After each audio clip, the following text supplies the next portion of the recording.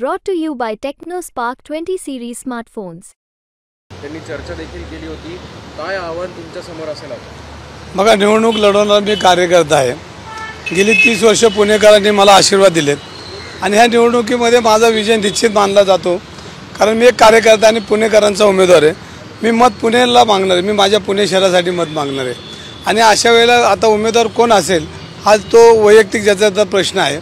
आणि संविधानाने अधिकार दिले त्या लोकशाहीमध्ये कुणी सगळ्यांना संधी या निवडणुकीत राहायची आणि त्याचं स्वागत करतो. वंचितने मागच्या वर्षी 69,000 मतं कमवली होती.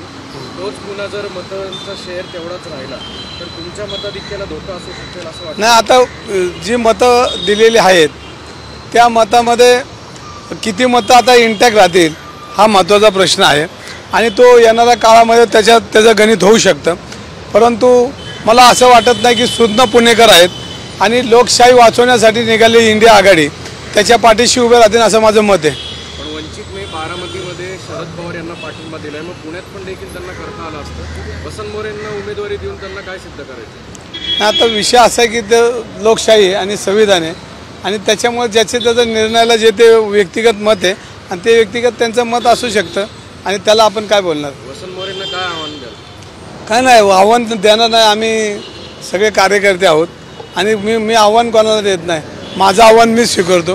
त्यामुळं मी कोणाला आव्हान देत नाही. कात्रजचा पॅटर्न सगळ्या पुण्यात राबवेल असा त्यांचा विश्वास आहे. एकीकडे तुमचा कसब्याचा पॅटर्न, दुसरीकडे कात्रजचा पॅटर्न.